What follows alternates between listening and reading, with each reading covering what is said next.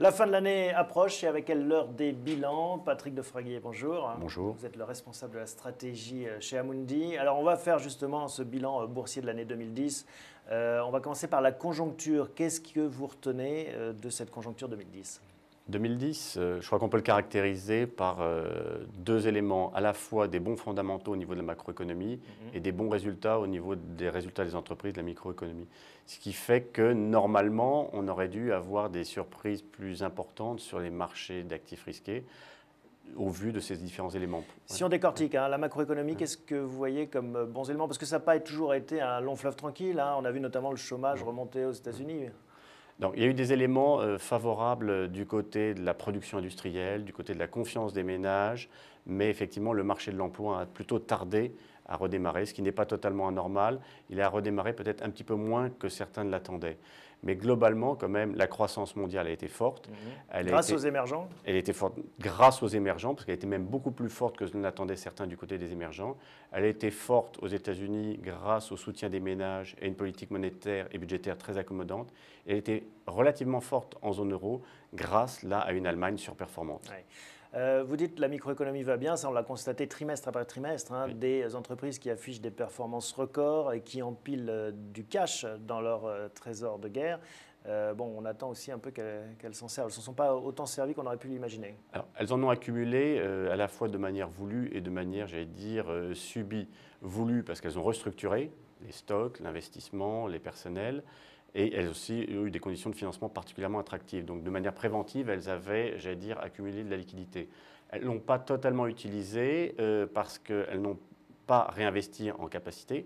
En revanche, elles ont soit distribué des dividendes, soit racheté leurs propres actions, soit commencé des vagues de fusion-acquisition sur des secteurs très, très spécifiques. Mais c'est une tendance qui pourrait s'amorcer.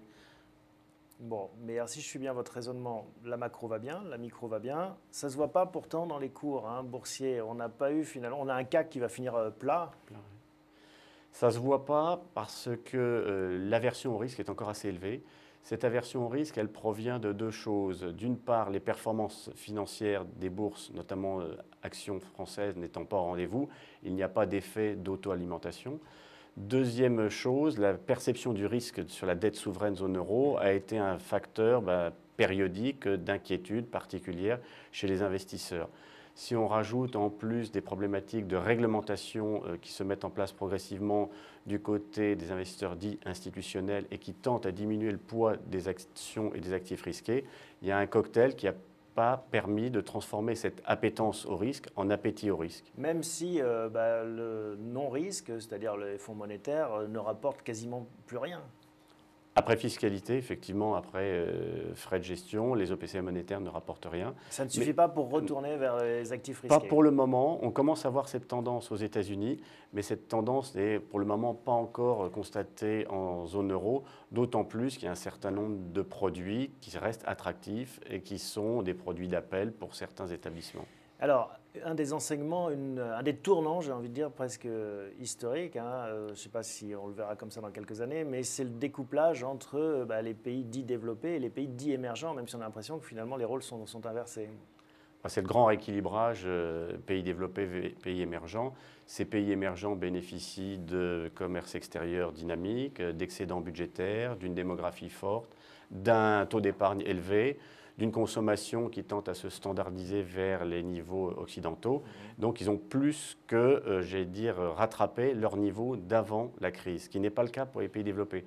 Donc, pour les émergents, il y a à la fois une notion de vitesse, d'accélération et une notion de niveau qui les transforme, en locomotive de l'économie et avec laquelle il faut compter.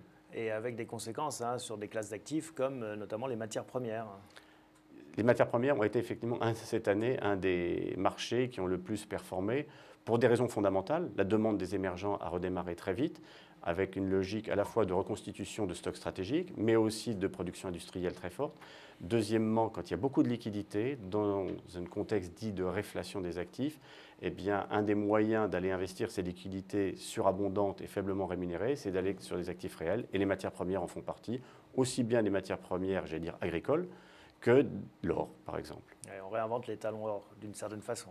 Certains en reparlent, ou ça redevient, j'allais dire, la monnaie de dernier ressort, parce qu'il n'y a pas de créancier en face et que c'est inaltérable. Merci Patrick Defraguier pour cette analyse de cette année 2010. Et puis on se retrouve dans une prochaine vidéo pour parler des perspectives 2011. Merci à vous.